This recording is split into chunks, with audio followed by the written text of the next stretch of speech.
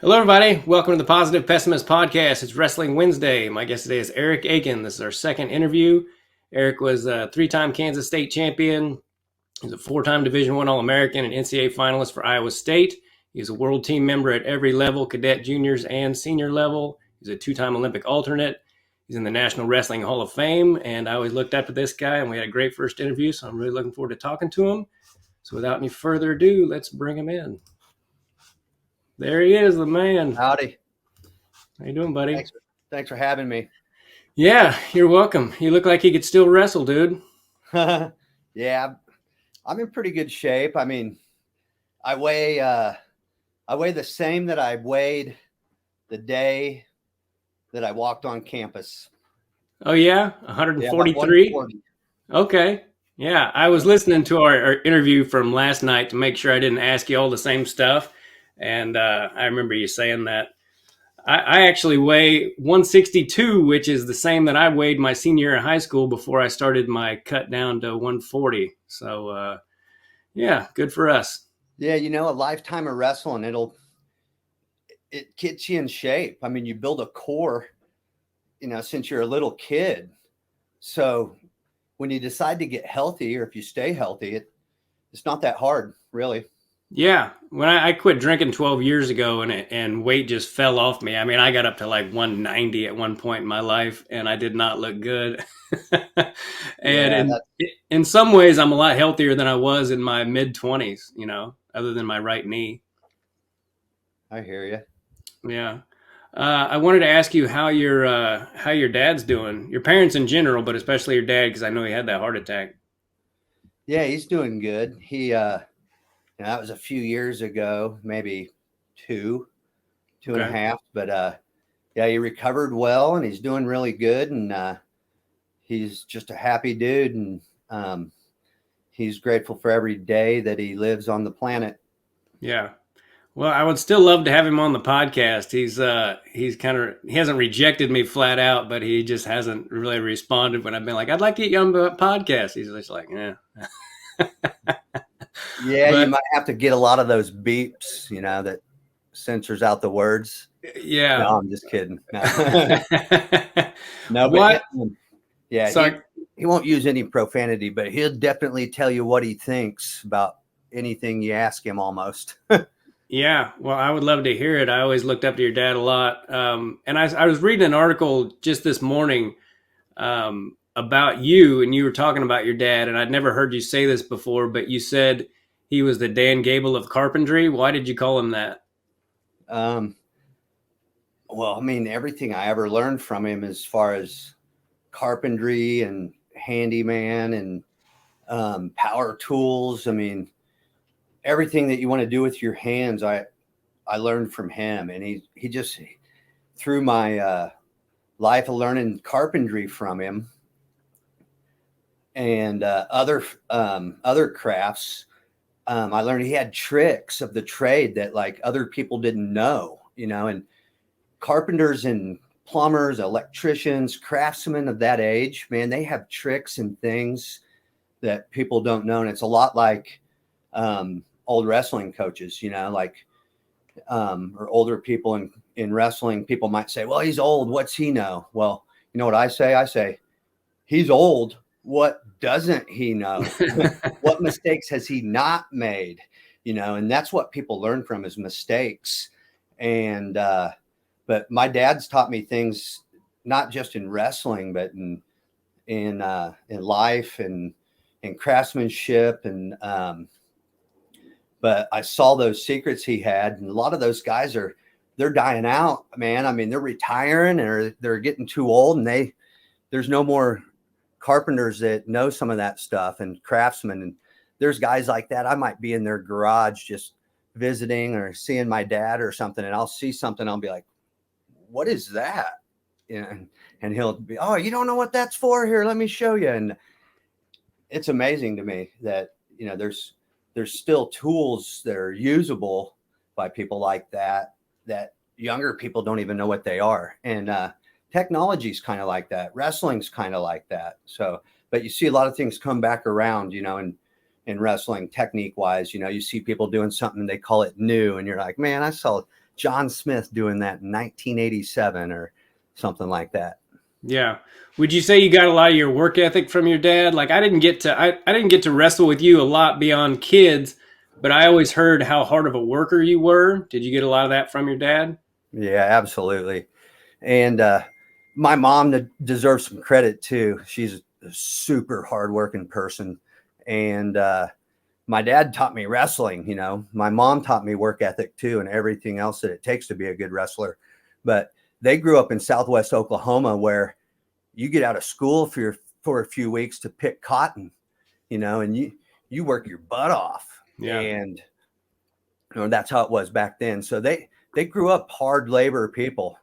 So my dad was a carpenter framing homes when I grew up. So on the weekends and holidays and spring breaks, things like that, I went and carried studs. You know, we pulled up to a job site and my dad would say, "See that bundle of studs over there? We need it up on the second floor by noon." You know, so and at home it was wheelbarrowing logs or rocks to the back or to the front or something like that. So he taught me work ethic, but through that, I think what he taught me was to accept discomfort. When you're uncomfortable, you suck it up. When you're uncomfortable, you find a reason to make it comfortable. You know, you get out to the job site and 3 days before Christmas, because you're on Christmas break and the wind's blowing and it's 27 degrees and you know you're going to be there 8 hours. You know, so you suck it up. You're going to be uncomfortable. You're either going to like it or you're not going to like it. So you might as well like it, because it's going to be more miserable if you don't like it. So I think comfort zones and comfort level in that mindset, something that I really, really learned from my dad a lot. You know, those are valuable qualities to learn those things. And as a wrestling coach and in the normal world and everything, I mean, I see that every day where I think, man, this individual or these people or these kind of people or this culture or myself needs to learn a little more discomfort. You know, learn to find discomfort as your comfort zone. Yeah. And in wrestling, when you're training, that's when you really excel, because you get to those spots where it's uncomfortable. And instead of wanting to quit, it hits your adrenaline like, oh man, pay dirt, I just hit the gold. My heart rate's that high. I'm sweating like crazy. I'm tired. It's tough. It's hard. Every bit of that counts. That's part of the price I'm paying. And it all goes into a bank that goes towards my goal, because my goal has a price and I don't know what the price is. It just has a price tag and I know it. I don't know the price. Right. So that's why you do those kind of things. That in wrestling, that's why you learn to accept discomfort to get to those levels. Speaking of Dan Gable, I read this really interesting article the other day from Wade Chalice that he wrote about, you know, Flo had like the top 100 wrestlers or whatever, and they left a lot of people off the list, and there's a lot of factors involved. But his number one wrestler of all time was Dan Gable, and he had some pretty solid reasons for why. Do you have an opinion on who the best ever is? I mean,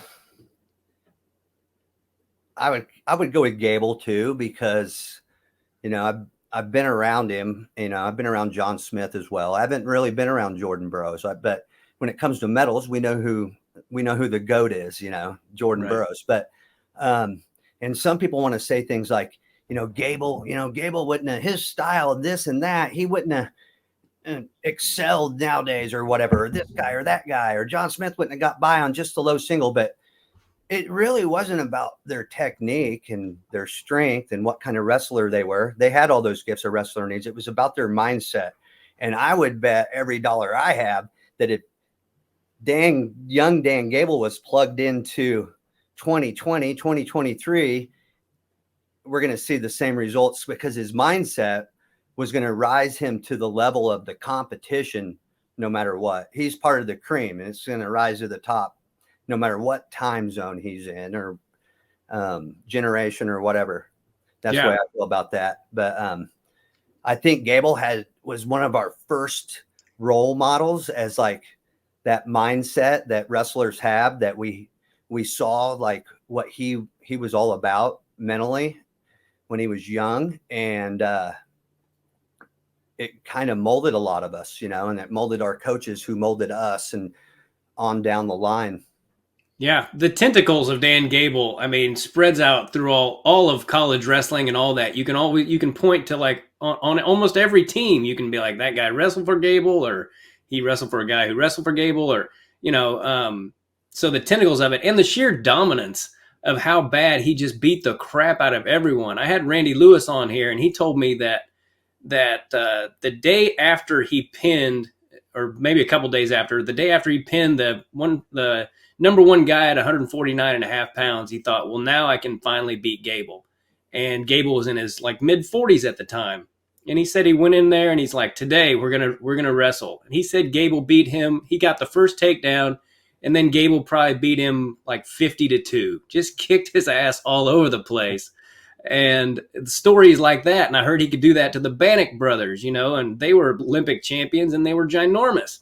So, the article that Chalice wrote really, opened my eyes a little bit. I mean, obviously I thought Dan Gable was one of the best, but it was a really great article. So I just wanted to get your opinion on it.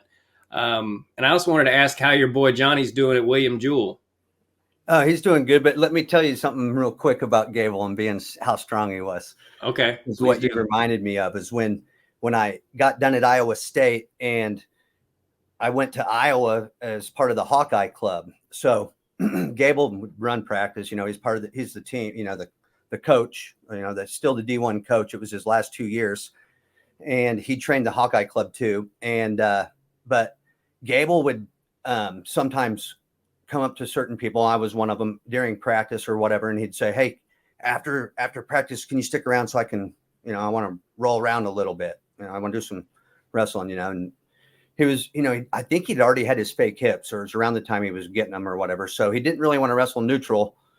And although he could, if he wanted to, but you would go down and he just wanted to work on pinning people. He used to love pinning people so much, and he'd be like, come on, fight, and I would fight with everything that I had. And he would just rip my arm back and put his chicken wing on and turn me over and half and let me back. And I would fight off, and he would tell me to fight harder. Come on, fight harder. And it was just amazing how, I was still a pretty good wrestler. I was just out of college. I was ranked in, the international scene. And it was amazing how he could just like roll me over and play with me like I was a toddler. And there was a workout once where my partner had to hit the showers. Gable told him to hit the showers because he got in a fight with Terry Brands. Terry attacked him because I don't want to say the guy's name, but I was hammering him at practice and he was moaning out loud. And he kept belly aching and getting up real slow. And Terry said, put a bullet in him. And I didn't even look over where Brands was. I just kept looking at my partner. And my partner was like, shut up, Terry. And Terry's like, quit your whining, Sally. And he said, I can whine if I want to. And all I saw was beeline from Brands coming from my left. I just stepped back. He tackled him. He starts beating up on my partner, throwing hands. And Tom and Gable peeled him off and told my partner, here, you hit the showers. And Gable, we're almost done. So Gable's like, here, you go with me. Hand fight only, no shots. And he grabs me and his biceps felt like softballs. And I couldn't even move him. And he was just pulling my head down and I had to back out with my hips and he's pushing me around. And all of a sudden I'm not getting a good workout and it's the end of my workout, but I already had a good workout, but it just ruined the very last few minutes. And I was a little upset about that. But I was more upset that Gable was just stuffing my head down and just beating me up with his big biceps. So the practice ended pretty soon after that, luckily. And I was out of the grips of Gable. Yeah, I've heard that his hands were just like something bionic or something. They were just so freaking strong. He was a strong man. Yeah. You were asking about my son, Johnny. He went to William Jewell last year. He transferred to UCM and Okay. he redshirted at UCM. I mean, he redshirted at William Jewell this year. He got a medical red shirt. He had shoulder surgery, and then he had to have a little bicep surgery after that. So it's been a challenging season, but he's going to fight back and do what he has to do. And just, that's what you do when you hit bottom, and I've trained him that way since he was a little kid. And I taught him all the time things like, I told him how you always have your eyes on these peaks. We go for these peaks constantly and we think about them. That's our goal, state champ, national champ, whatever it is. But it's the valleys and the canyons and the cliffs and the fall downs that really, really build the character values that are going to stick with you forever and like get you through a wrestling season, get you through a wrestling career, make you into a good brother, a good son, a good father, and a husband someday, all the important things. But so when things like this happen, we just embrace them as an opportunity to dig gold. And that's what you do. You find gold in it and you go for it as hard as you can. And you do what you have to do to get from point A to point B. Yeah. What's the hardest part for you? Because you're the head coach at St. Thomas Aquinas. What's the hardest part for you about coaching? Do you ever, as intense as you were, do you ever get worn out with athletes if they're not working as hard as you would have, or is there anything that makes you mad at an athlete? I don't really get that frustration too much because all my kids at St. Thomas Aquinas work really hard. I don't have any issues with like, man, this guy doesn't work hard. And I never stress on that or never get mad about it, which is kind of nice. But it also has a lot to do with my coaching style and my length of practice and how I run practice. And those details, I really don't want to give those details away too much because I feel like it's my best weapon. And by the end of the season, my guys are still charged up and ready to go. And I see a lot of other teams that don't look like that. But we tend to peak at the end. I don't know if that's what we're doing right, but we're doing something right. But I'd say the hardest part about coaching is my guys that don't reach their goal, my guys that fall a little short or, they might get injured. That doesn't upset me as much. I mean, no one likes an injury, but it's another one of those opportunities where you're like, okay, you got injured. There's no one doing it by worrying. So what you have to do now is accept the challenge of the injury and come back from it and build off of that and look where you get from where you got, where you started. And, but the part about the guys not reaching their goals, like at state, we had 5 in the semifinals and our guys prepared really well and they gelled and they were relaxed and they were ready to go. And we won all 5 matches. And that was exciting. That was like dominating the arena. You're all 5 in the biggest round pretty much, and everyone wins. But the next night, 3 guys won and 2 guys lost. And so for a few days or a week or a couple of weeks, whatever, people are like, hey man, that's awesome. You got 5 in the finals and 3 of them won and you got 3 champs, blah, blah, blah. And I'm in my mind, I'm thinking, no, man, we left 2 dudes on the other side of the river. And we didn't get them across, and that doesn't sit good. And, that's just, but what that does is it creates an obstacle for next year, a mountain to climb. So those guys, we already, we're on that goal hard, those guys that didn't win it and they got there and they got a taste of it and we're this close. And so next time we're getting them over the water. So you went 5 for 5 in that semifinal round though? Yeah, we went 5 for 5. So it was pretty exciting. What did you guys end up placing as a team? We were 3rd place as a team. There's some really stacked teams. I think Mays may have had 8 in the semis and won 6 of them. Okay. And I don't know how many they won in the finals. I forgot, but I just knew they won it and they did a really good job. And Aquinas is 5A? Aquinas is 5A. Yes, sir. Okay. Yeah, I saw you in a few of those matches. I was watching the finals, and I was like, "Hey, there's Akin." So, go ahead. Sorry.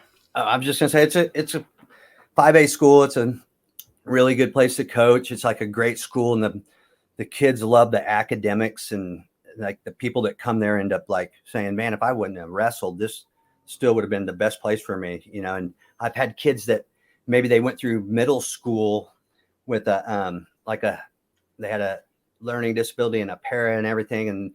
And they thought it was going to be real challenging to come to Aquinas. And they came there and like never ended up on study hall one time. They like excelled right when they got there and they ended up with making it to Division I schools and things like that. So the kids and the kids that I got there, and they like attract other kids, and it's just kind of like it builds itself.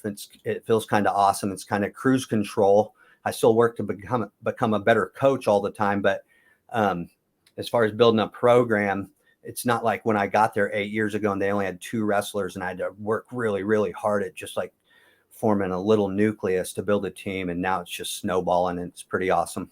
Yeah, you guys have come a long way, and it's such a small world. You coached Anthony Gaona, who his dad George, he and I were like brothers in 7th and 8th grade. We were so tight, and he ended up going to Nebraska for 5 years and doing pretty well for himself. So He that was did. pretty He cool. went up there, and he stuck it out for the whole time. And he went to those practices every day. He doesn't have any accolade like All-American or national champion in Division I or anything like that, but he made it through that program. And if you make it through a college wrestling program, I don't care what division it is, you accomplish something.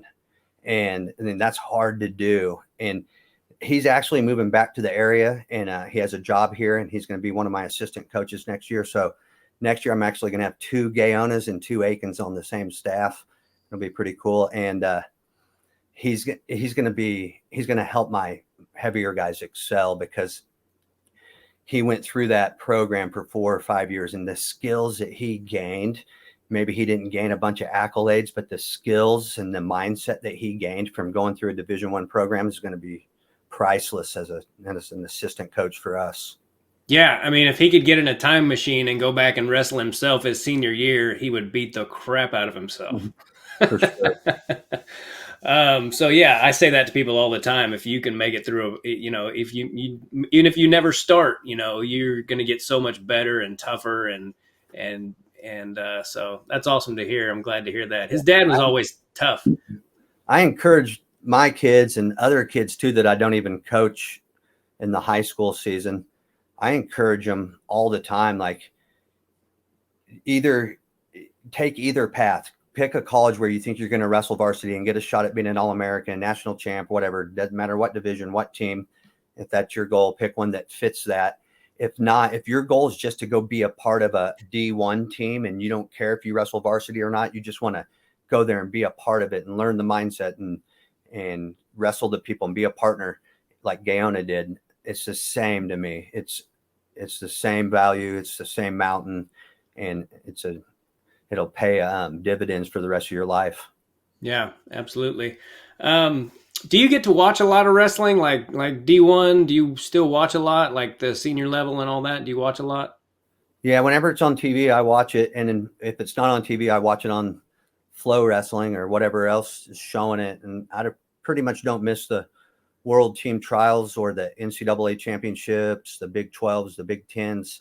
I watch all that. I make sure I have those days off work or I have nothing else planned so I can watch it all, because you learn a lot watching it, but it's also exciting. I love watching wrestling, but I love watching football too and a couple other sports. But I watch a lot of sports, and I love to watch really any athlete win that gold medal, like make the buzzer beater or win a match at the end or win an NCAA title or an Olympic gold, or, those kind of things are awesome. And they're similar to other things in life that, I love watching people that maybe gain sobriety or beat addiction or something like that. It's the same as watching someone who like wins a gold medal, and it's like, it's a miracle. Yeah. It's hard work. It's a miracle. What did you think about Chance Marsteller knocking off Burroughs and not only knocking him off, but like you just mentioned, he said before to himself, he's admitted that he's always going to be an addict, but he's definitely on the other side of it right now, and hopefully he'll stay there. What was that like for you to watch? Yeah, it's awesome, man. To see someone not only beat the best ever, but his story about beating addiction, and dang. Yeah, it was pretty cool. I would love to get him on my podcast, and so far I haven't been able to, but Yeah, and hopefully I'll. Jordan Burroughs is, I mean, everything he's done for the sport as a role model is awesome too. I mean, I was pretty much happy for either guy that won that match, and it kind of seemed like Marcel almost beat him 3 times in one day. So it's like what Yeah. that dude just did. I mean, has anyone ever even beaten Burroughs twice or 3 times? Ever? And Other than Kyle Dake, the day he beat him off the Olympic team, no, I don't believe so. or Chamizo, maybe Chamizo has 1 or 2 wins. I don't know. Yeah, and I think that Sidikoff guy beat him. I mean, that's the thing about Jordan too. I mean, he's won 7 world titles, but he's this close from being a 9-time, at least finalist. He lost both times in like the last second on a push out. So I mean, he's right there to be a 9-time world champion, and there's only a couple guys in history, Russians, who have done that. So even Yeah, if his career's over, which I don't know if it is, he he's something else, dude. just to see someone stay at that level for that long at Yeah, anything that's top level or any field, yeah, if it's a field or a sport or what, to be that good at it for that long. And in wrestling, especially, because I mean, to make weight all those times, to have your cardio right where it has to be all the time, your strength, your injuries, your body, your mindset, your timing, everything, that many years in a row, man, just to get it to click one time is incredible. yeah, yeah. That's a good point. What was I going to ask you about? I totally got off track and forgot about it. What do you think about these new rules? Speaking of like college and stuff, have you been able to look at those really? Um, the only thing I don't like about new rules is I don't remember them well. And it takes me, I'll be thinking it's a 2-point takedown and now it's 3. But when I wrestled, they changed the rules so many times that if I talk about a US Open or an Olympic trials or something like that, and I'm telling you about one of my matches or whatever, I hardly remember was that 2 3-minute periods or 1 6-minute period, or was it when you had to clinch, or was it when, it's hard to remember which rules I was wrestling in. And at the time I had the same attitude as I didn't really care what the rules were. And no matter what they changed it to, I knew I had to take the guy down, couldn't get taken down, and I wanted to pin him. And whatever the rule changes were, I just always felt like they gave me an advantage. They added a push out rule, and I thought, well, I push people out more than they push me out. No one pushes me around. I go forward. And then, you can gut as many times as you want, or I don't remember what all the rules were, but anytime it changed, I didn't care. I was just like, I don't care. You make up any rule you want. If it's wrestling, you can make up 10 different kinds of rules. I'll do every one of them, and I think I'll be good at all of them. Yeah. Well, and wrestlers are like prisoners almost. Like they adapt and they figure out how to like game the system. I kind of personally wish they wouldn't have made so many changes. I think they just need to fix stalling. Like I see them letting guys stall on top all the time, and it seems like they only hit guys that are underneath, and they're already getting beat by 12 points. And I'm like, you're not doing it. You're not. Why don't you hit the guy for stalling when he's stalling? And that would add a lot of excitement to wrestling, as far as I'm concerned. If they're worried about it being exciting. And I don't know. I kind of have a theory that wrestling's never going to be huge because it's too freaking hard. And unless you did it, you don't want to watch it or you don't understand it. And maybe I'm wrong. I don't know. But I don't know. Do you have an opinion on that? Yeah. I mean, there's probably multiple factors that affect why wrestling's not one of the biggest sports in America. And number one is, I mean, like you said, it is hard, and it's a hard sport. It's a hard lifestyle. I mean, it's incredible to me. I was talking about this the other day, how I was talking about how wrestlers are a different breed. And I go, man, these dudes, these kids, there's 8, 9, 10-year-olds losing 3 to 4 pounds in a week. He weighs 69 on Monday, and he's getting down to 65 by Saturday and stuff like that, 2 or 3 pounds. That stuff's not unsafe, and when kids do that, it doesn't, their body's not missing out on time that they would grow. When you get done at the end of the season, your body catches up instantly. I've seen it happen to my own body and other people for years, and your body catches up. It's kind of, I guess doing the wrong kind of weight cutting for a long enough time could stunt your growth. But in a season, if I'm trying to get down to 125, my body wants to weigh 140. When I get done wrestling at the end of the year, my body's going to bounce right back up to 140. Okay, I got off track a little bit there, but wrestling's hard. You got to lose weight. You have to have your cardio. You have to go to practices all the time where you're bumping heads with other kids. Your face is getting bumped. At first kids start out wrestling and they shoot in, they kind of turn, and some of them go straight in. You can tell, oh, that kid must have big brothers. He's got a hard nose and a hard face. And the kids start to learn to keep their face straight, and it's training. And you train your body physically, your face, your head. It's like a shield. And then you have to skip some meals, and you have to maybe skip Christmas meal or something like that. So, you're training these kids from a very young age to accept discomfort for something that pays off later. So I think that's awesome about wrestling. But at the same time, it's human tendency to choose the easy way out on everything. And there's all kinds of examples from technology to whatever that do that for us. But we choose easier paths. And I think wrestling's an easier, harder path to choose as an athlete. And it poses more challenges for the parents to get their kid to more practices and drive them further across the state and find partners in the right group for their kid and the right coaches. And, it's challenging. It's a lifestyle, but I think it's not something that Americans can just decide, hey, you want to go wrestle? Let's go wrestle each other. Or let's go do karate, or let's go do jujitsu against each other. You can't really do that unless you grow up learning. It's ingrained in your senses and your reaction time and your mindset, and you feel things with your vision. It's not like watching a sport on TV and going and imitating it. Now, I'll admit, if I go try to play tennis, I'll break my ankles. That's a lot harder sport than people think. But I can imitate basketball or football when I'm playing it with a bunch of other wrestlers, but a bunch of other football players or basketball players that don't wrestle or never have, they're not going to go imitate wrestling and play it for fun. Yeah. What's the most brutal weight cut you ever remember? Speaking of that, do you have one in particular that almost killed you or anything?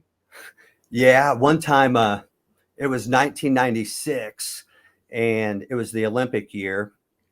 And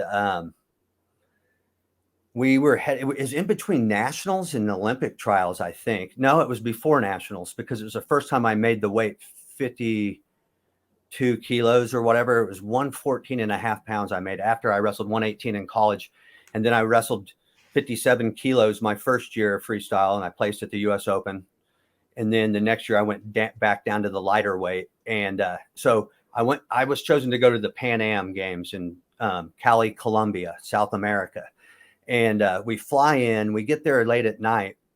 It's pretty late, but we land in Cali, I think, or Bogota or something like that. And we took a bus through basically in the jungle. It's crazy. It was really cool looking. And we get to this hotel late at night. And one of the guys on our bus was from FILA, like the head ref. And he stands up before we get off the bus and he says, he goes in his accent, he's like, all of the delegations are present now. We will weigh in tomorrow and wrestle Thursday. And we all thought we had like 2.5 to 3 days to make weight. It was something like that. We thought we were going to practice for a couple of days and then make weight. And this is the first time I've made this cut, and right now I'm sitting at about 10 pounds over, about 124 and a half, and I have to make 114 and a half.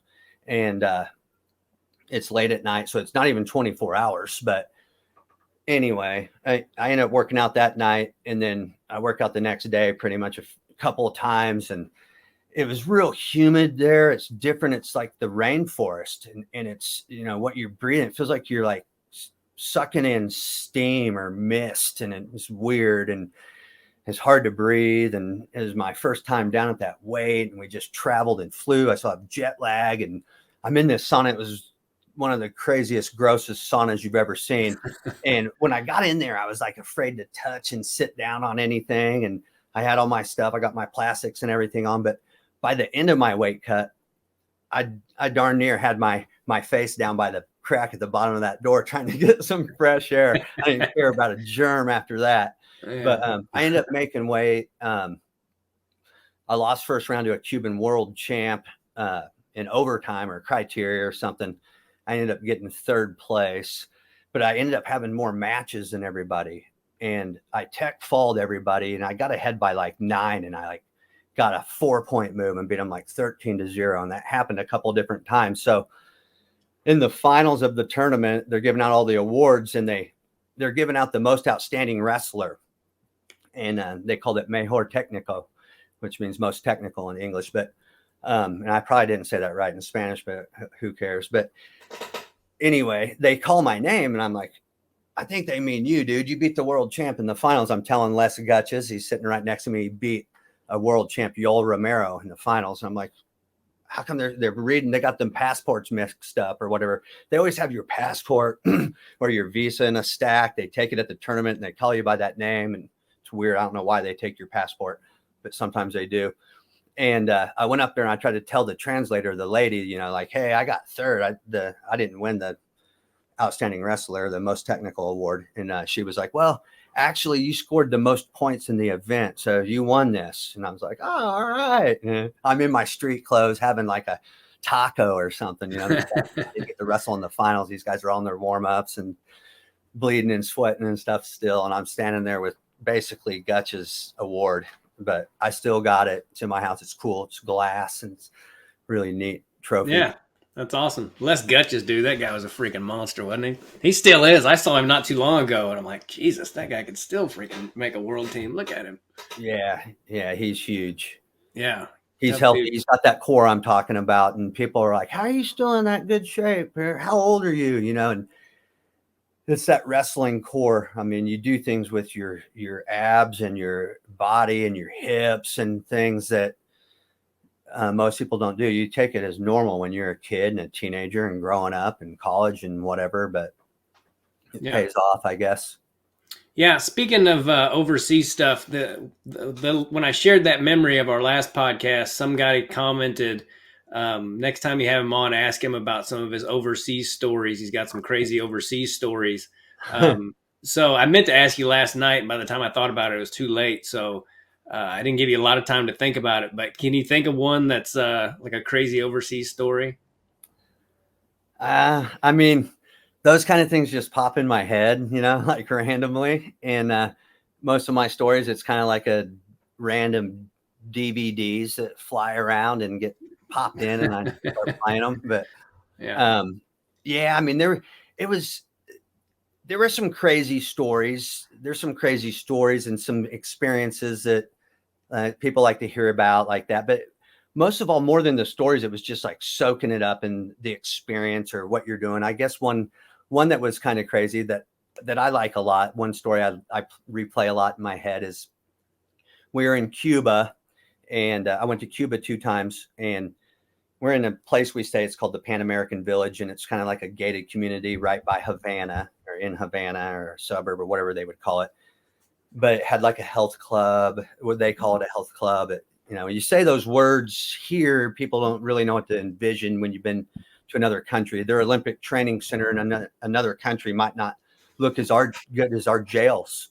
You know, right. The Johnson County jail's way nicer building than the Ukrainian Olympic Training Center I've been to, or the Cuban Olympic Training Center I've been to. I mean, there's stone buildings with holes where a window would be, but just a stone hole, you know, and one rack of weights, things like that. But so we're in this Pan American Village. This guy came up to me and he was like, hey, you want cigars? Because most of the time Americans want to take back a couple of boxes and give them away, sell them, whatever. Mm-hmm. And when you're training, trying to make money, and you can get cigars for $50 a box and bring them home, make about 400 on that same box, you know? So I'm like, yeah, I want cigars. And he was like, he pulls out a business card and he sticks it in front of my face, and it had a handwriting, like several different handwritings of names on it. And like Matt Linland, Rulon Gardner, a couple other Greco guys. And I realized the Greco team came through.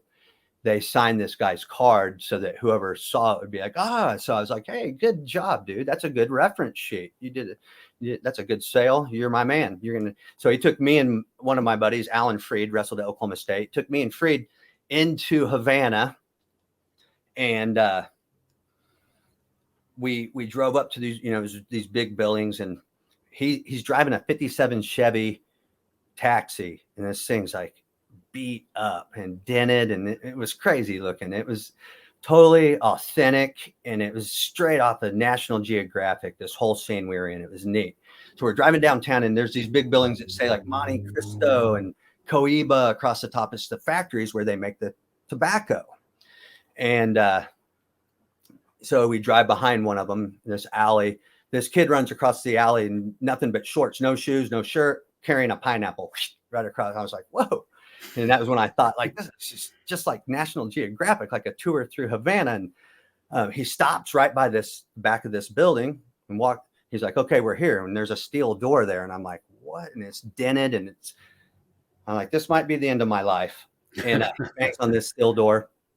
And this guy opens it up and cracks it open, and they say something. He's like, swings it open. We go in. It's like an apartment, and it must be where the people that work in the factories live. And then there's three dudes, and then one girl comes out with these platters that have all the cigar boxes on them, and we dealt with them, and we did what we had to do, and went back to the Pan American Village and went to our next workout. Got ready to wrestle, but it was a good little field trip, kind of like off the beaten path. You're there to wrestle, and I always tried to make sure I would do something adventurous. And if we had the time to like get off the beaten path and maybe meet locals or go sightseeing and, go to the Eiffel Tower. It's just a few minutes away. You're just sitting here in a hotel room, a dorm room. We went to the French Olympic Training Center too, and the Johnson County Jail is nicer than that as well. Yeah, Alan Freed, man. Do you still stay in contact with that dude?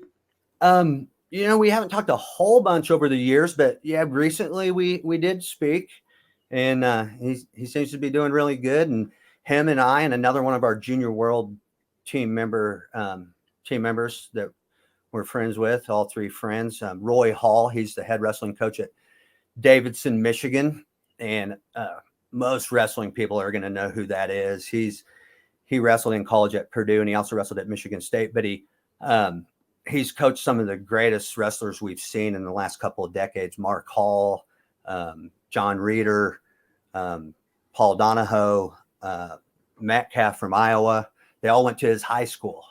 So he's a great high school coach. I pick his brain, but a little bit. Mostly we talk about old times and catch up, stuff like that. But us three we're in a little group text together and talking about some of the old times when we were in Germany together on the Junior World team. And, some of those memories will live forever. Some of us have pictures and we share them with each other, and it brings back some great memories.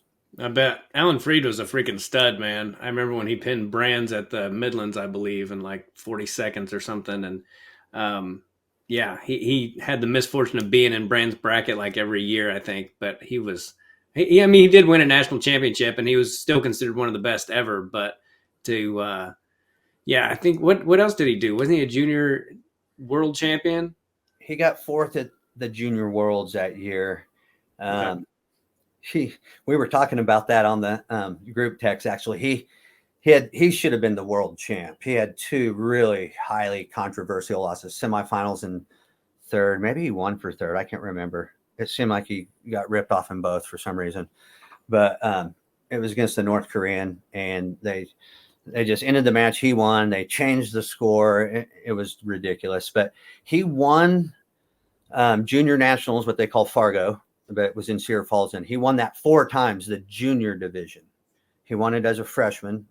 Wow. And he won it every other year. And he lost one time there, but he lost in his pool, and he avenged his loss in the finals to Tim Anderson from Iowa, who was from Des Moines, Dowling, Iowa. And he went to Iowa State a little bit, or wrestled a little bit at Iowa State. He went there for 5 years. Okay, cool. I wanted to ask you. I was listening to the podcast last night, and we didn't talk much about your college career. What led you to Iowa State? Did you consider going anywhere else, or was it always going to be that Iowa State for you? Yeah, I mean, I considered other colleges. Other colleges popped up on my radar. When I was a kid, I wanted to go to. I mean, I had my mind set up. I'm going to one of the Iowa schools, or I'm going to one of the Oklahoma schools. And in my heart, I really wanted to go to one of the Oklahoma schools. My whole family's from Oklahoma. But at the time when I was about to choose colleges, Oklahoma had a pretty rowdy group of kids there that were some of them were people that I knew as well, and they were good wrestlers, and all of them, some of them went on to have international careers and everything like that. But my dad really didn't want me to go be at school with those guys. He thought it might not be a good idea, and he was right. But so I ended up going to Iowa State for a couple of different reasons. But one of the main reasons why I wanted to go to Iowa or Iowa State was when I was young, like young high school, into middle school. I remember the rivalry between Iowa State and Iowa going for like their 10th NCAA thing in a row, and Iowa State. And then there was a duel between them, and there's actually a documentary coming out about it. Jim Gibbons is a big part of it, my college coach, and it's called The Duel. And he was a 26-year-old head coach, and it had all these legends going against each other, and Royce Alger and Mike Van Arsdale, Mike Kelly, and Brad Penrith, and just all these Iowa legends, all these Iowa State legends. And this documentary covers that. But I'm really excited about that documentary because without even it being a documentary, those videos and those rivalries and those names and those people, that time, that whole event happening was like huge to me. I was like, man, I want to go to that. I want to be on that stage. I want those people to watch me wrestle. And I didn't care if it was black and gold or red and gold. I wanted to be in that state. I wanted those people to watch me wrestle, and I wanted to entertain. And I wanted to do better than I did. But I'm proud of what I did, and I was really influenced by that group of guys that I'm talking about that like gave me that dream. And Nate Carr was probably the main guy. And he was just this really cool looking athlete. He was fast, and he was strong, and he was good. And his matches were exciting, and he got into these rivalries, and everything about Nate Carr was cool. And I really looked up to him as a young athlete. But then I went to Iowa State, and then I got to meet Nate a few times, and then I run into him still, but I've known him throughout my life, since college. And now he's someone that is just as much, if not more, of a to me, like a role model as a human being and a person. Yeah, Jimmy and I got to meet him a few years ago. We went to NCAAs. I think it was 2017. It's already been that long, and we talked to him a little while, and he ended up praying with us, and just a salt of the earth person, So it's really cool to talk to him. And his son, actually, David, texted me. He wants to be a comedian, or he did want to at one point, and he messaged me about this book I told him to get, and they're just great people, the Cars. Yeah, I recently went to a thing that Nate, little men's get together, where Nate gave a talk, and it was awesome. And obviously, I won't give you the whole talk, but the main thing was like training your spirit, and he's like, if you claim you want to be a good person, you want to be a spiritual person, you want to be a Christian, or whatever you want to call it, but that's what I'm calling it. That's what he calls it. And you have to train to do that. It's not just something you wanted to be a good wrestler, right? How many times did you train? What days did you train? Every day. How many times a day? Sometimes more than once. So your spirit and how you act and how you coach and how you lead and how you handle your relationships is something you train, and you train for it every day. And there's specific ways to do that. Yeah, absolutely. I've been trying to get better about that. I mean, I pray every day, usually at least twice, and it helps me immensely. I tell people all the time there's a lot of power in praying, and if I'm in a funk about anything, usually can pray it away. Whatever it is. Have you found that pretty valuable, prayer? Sometimes it's the only thing you can do, right? Yeah, And yeah, absolutely. I believe in that a lot, and it's a huge part of your personal relationship with God, and I believe that with all my heart. yeah, And I love the school that I work at, and it's a Christian school. It's a Catholic school, and we get to express our faith to each other, and we get to pray for each other, and we get to pray together, and we get to talk about examples of how wrestling relates to my journey as a human being, and it fits together really well, and it gels, and I love it. yeah. Can I tell you a crazy God story really quick? Absolutely, I love crazy God stories. The other night, without getting into all of it, comedy's been difficult lately. I've got a 4-year-old, and I try to plan my stuff strategically, like being out of town and all that. And I try not to be out of town as much, and I haven't worked as much as I used to, and so there's a variety of reasons why it's been difficult. But the other day, I was in my car and I just did this show, and it was kind of crappy. And I was thinking to myself, I was just kind of feeling sorry for myself. I was like, I don't even feel funny anymore. Like I just, I don't know. Maybe I'll just find something else to do. Maybe I'm just gonna quit. And I was really considering, like, just quitting. I was like, I don't even think I enjoy it anymore. Just feeling sorry for myself. And then Mark Schultz has been on my podcast before, and we don't. But I consider him a friend, but we don't talk. We don't text. We don't. Um, and I get this message. I'm having this thought about quitting, and I get this message from Mark Schultz saying, "Don't you ever quit comedy. You are great at it." Blah blah blah. Said some really nice things, and then I messaged my friend Kurt, who used to not believe in God or any of that stuff, and I, I convinced, I don't know how to say it. I prayed with him about it, and now he does believe in God, and I sent this message to my friend Kurt, and I said, God is real, dude. And I explained to him how I felt like quitting, and then I just get this random text message, like literally as I'm thinking it. Mark Schultz, who never texts me this, and then I go, God is real, dude. And no sooner had I send to my friend Kurt, Mark Schultz goes, God is absolutely real, and then he said some other nice things, and I mean, my mind was just blown, and I still kind of felt like quitting, but I'm like, but I can't now. Like that was God speaking through Mark Schultz, somebody who was on a poster in my wall my whole life. And it's kind of changed my attitude a little bit, like, dude, you're still funny. It's just the circumstance, whatever. And it's a hard business sometimes, but um, I don't think it's grandiose to think that that was God talking through Mark Schultz, and for him to say what he said immediately as I'm, unless he's a freaking mind reader, I'm like, that was God, because I'm always asking God to show me the right way to go and put the right people in my path and all that kind of thing. And it was pretty amazing, and I'll never forget it.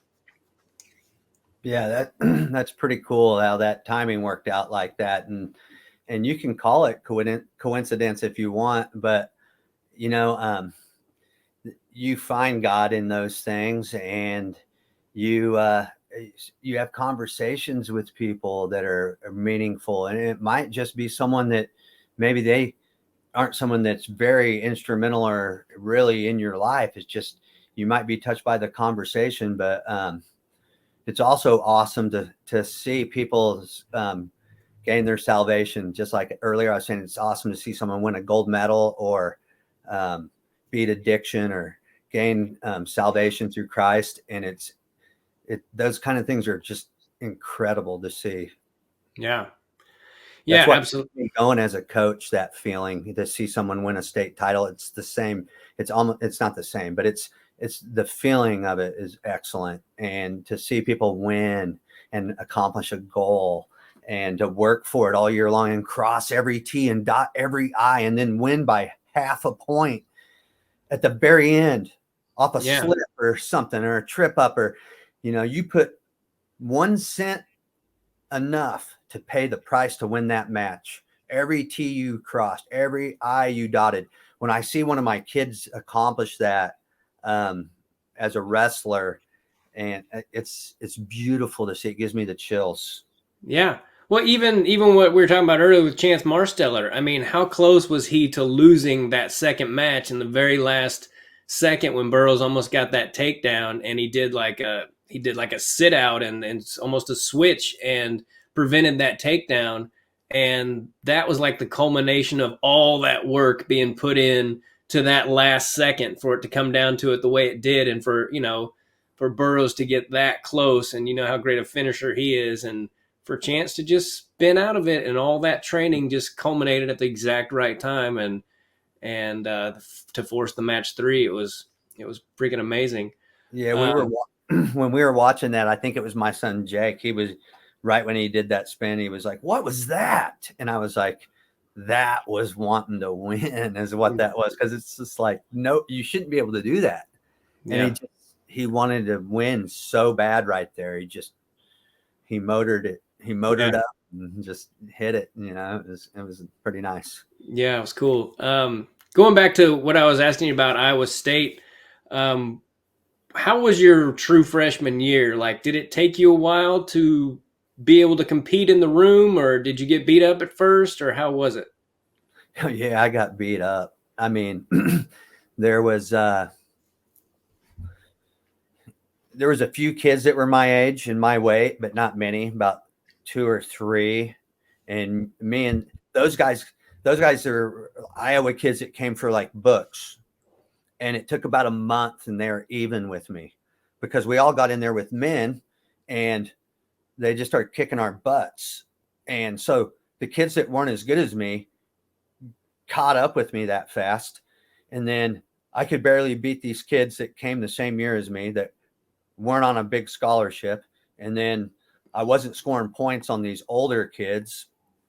And it took a few months, man. And it just took getting tougher and working harder and learning what works and learning what doesn't work. And I remember one day specifically where Kevin Jackson came up to me, and 2 people came up to me. One was Gary McCall, who was a 3-time All-American for Iowa State, and he was a senior. And he told me, he goes, "Man, quit doing everything that worked for Eric Akin in high school. Quit doing all those moves. They're not going to work anymore. You're going to have to get to the basics, positioning." And Kevin Jackson came up to me one day and goes, "I want you to do this today. I don't want you to do anything except try to stay head to head with the guy. No matter what happens, no matter what scramble, just try to glue your forehead to his the whole day." And I remember going up to Kevin after that end of that day. And I was like, I kind of chuckled and I go, "Hey," I go, "nobody can take me down anymore." And he was like, "I told you." And from that day forward, I was way, way harder to take down. It got to where all of a sudden in a few weeks, nobody was taking me down anymore. And then I started figuring out what worked for me, and then that my first year as a wrestler, I mean, I lost my first wrestle off, and I had a tough team. We had a tough, You're talking about your second year, your yeah, my redshirt second freshman. year. I Okay. lost my first wrestle off, and I think it was overtime or real close or whatever. And Gibbons said something like, maybe I won one of them. I don't know. I don't think I did, but I remember he beat me for sure. I can remember that. But we went to a tournament called Northern Open, and Gibbons said, whoever does better here is going to go to Vegas next week. Well, he lost in the semis to Zappital like 3-2, and Zappital beat me 10-5 in the finals. So I placed higher, but he went because he did better than I did. I didn't show the poise to compete. I went out there and did 5 dumb things and got taken down 5 times or something. I lost 10-5. And so I had to work up to beat my teammate, and then I had to work up to like beat the best kids. But by the end of that year, I got 8th at the NCAA. So it worked out pretty good. At the in my second year, I lost another wrestle off, I lost a wrestle off my second year. I was ranked number 2 in the country. And we had a wrestle off the week before the Northern Open again. And we had a wrestle off, and this is a different kid, and he beat me. And in a close match, 1 point, whatever. And we went to Northern Open that week, and I won it, and I beat the number 1 ranked guy in the country. So I lost to my teammate on Tuesday, and I beat the number 1 ranked guy in the country on Saturday. So Wow. that's the kind of storm you had to weather. That's how good you had to be every single day to go to practice at Iowa State and to protect your position and your spot and to reach your goal. And I picked that's another reason why I picked Iowa State, because I told, I was like, man, I don't want to go to some school I'm going to make varsity easy. It won't push me. I won't be, I'll be on TV and get my butt kicked in front of everybody. I want to go where I have to beat one of the best guys to be varsity. So I know that when I get out in the middle of Carver Hawkeye Arena, I'm at least going to be able to protect myself and wrestle a good match and earn the respect of the fans. Yeah.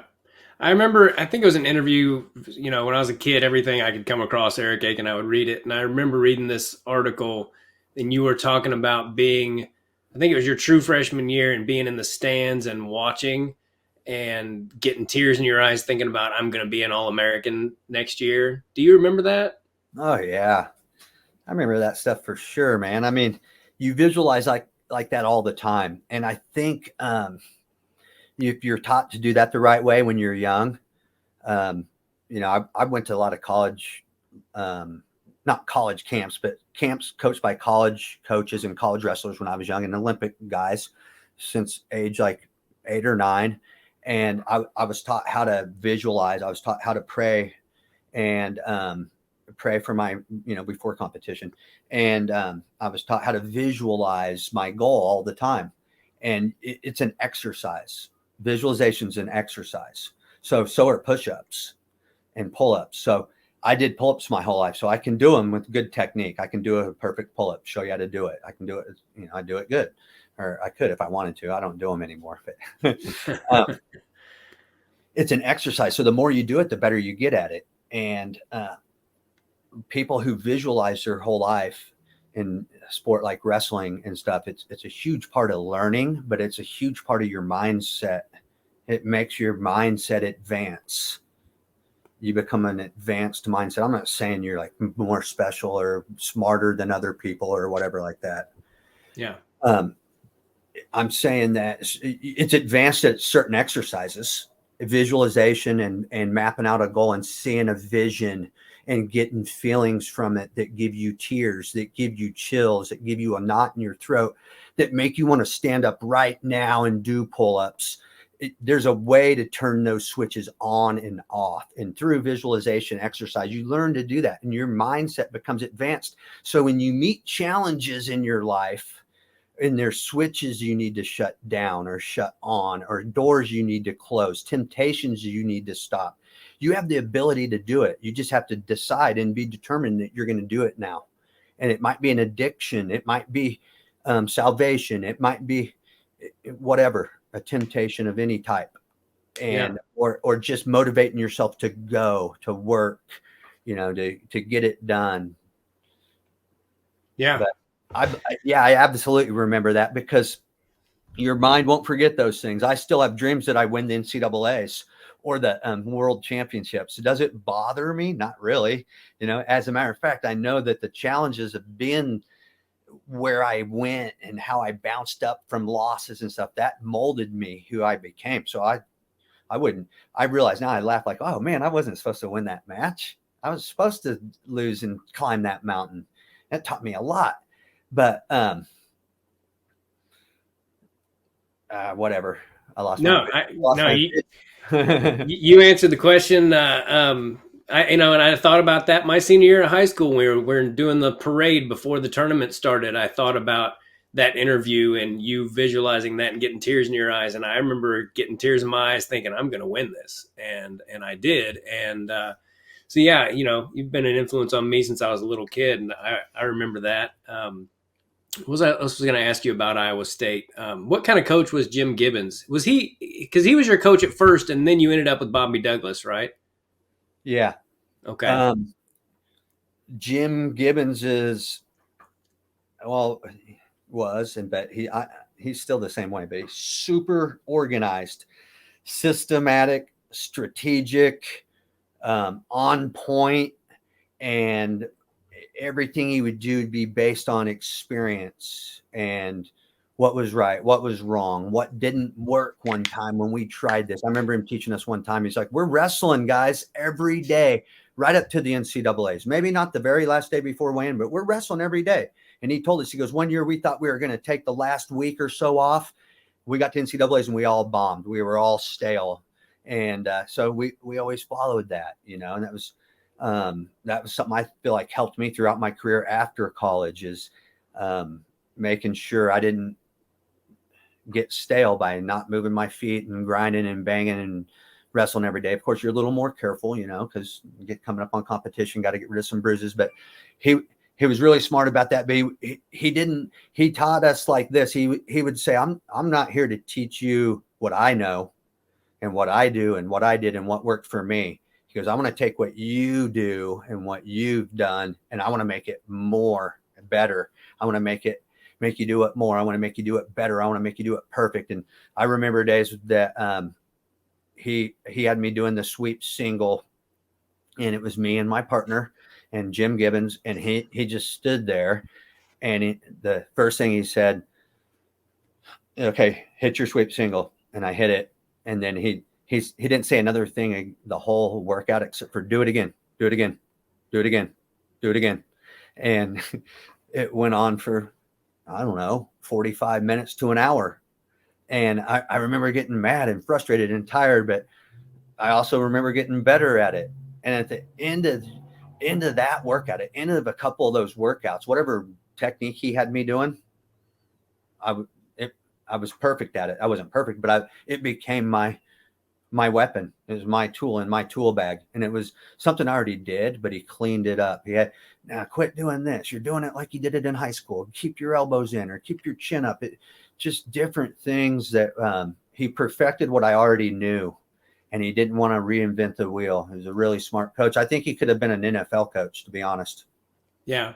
Yeah. I mean, I love watching him commentate because he's very good at breaking down technique and explaining to people. Even if I told him in the interview we had together that he was very good at explaining things in a way that even people who didn't know about wrestling could probably understand it, and just simplifying things. And I'm like, man, I wish I would have known that stuff when I was wrestling or had somebody explain it to me that way. Was there anybody, I wanted to ask you real quick before I forget, what are your memories of Gons and Sonny? What was it like to have them as teammates? Everything about them makes me smile. Yeah. And laugh. I love those guys. They're like brothers to me. I mean, I still talk to both of them as much as I can. Yeah. And man, we can just pick up the phone and call each other and just start talking about something from 10th grade. Bam, like it was yesterday. And both remembering it exactly the same and laughing about it, and just memories that'll always be there, never really have faded away at all. And they both were a big part of my wrestling career, because in my kid career, the two toughest kids I ever wrestled from age 8 through 8th grade were Gons Medina and Sonny Fight. And they pushed me. And then when we got outside of our own bubble, and there were a few kids a little bit better than we were, the reason I caught up with those kids and beat them was because of Sonny and Gons and wrestling with them every day. And the reason why Sonny and Gons got caught up with those people and beat them was because of us other two. And it was a really good steel sharpened steel relationship for a good number of years. And we had a lot of good memories and fun times besides wrestling, riding in the vans to the tournaments. I don't know what the deal was, but we were huge poker players back then. And we're kids, we're playing with 50 cents and dollars and whatever. But, you lose $20 as an 8th grade kid, and you're pretty upset. So we have some pretty good poker memories as well. That just they were two kids that were really upstanding kids. Grown-ups and adults respected, and they're like that as adults. And I'm proud to know both of them and basically be like brothers to both of them. Yeah, super smart dudes. I love both those guys. Did Gons, could he ever hit you in that headlock? Oh yeah, Gons gets you in the headlock every now and then at practice or whatever. And he got me in it when I was a kid. Before he beat me in a real match, he beat me at districts one year. I think he got me in the headlock. I don't know if he got me in the headlock or not. I don't know if it even mattered. Gons beat me pretty good in the district finals, and the whole Blue Valley Club was really excited about it. And so the next week we went to state, and I got 4th, and Gons was the state champ. Was that like one of your first years? Yeah, well, we were like 10 years old, but those Kansas Kid State tournaments are legit, in my opinion. Oh yeah. My state titles that I earned and state medals I earned at the Kansas USA state championships were, and no knock on my opponents from high school, but my high school titles weren't as hard as my kid titles. The kid titles are the whole state, man. Kansas USA Wrestling Kid State is a tough tournament, and that's a title, man, and it's awesome. Yeah. Your name goes on a list forever, and being the state champ as a kid, and it's hard to do, and the kids that do it have my respect. The stuff that I remember, dude, is funny, but I think it was my first year you won your 2nd state title, and you didn't think you won. Like I remember you being kind of pissed off, and then they raised your hand, and I still remember the look of like you were mad, and then they raised your hand, and this look of elation. Do you remember that?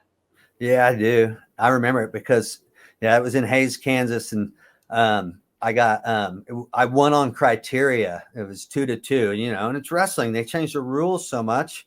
I didn't know if I won or lost. Is it overtime? Is it criteria? What year are we in?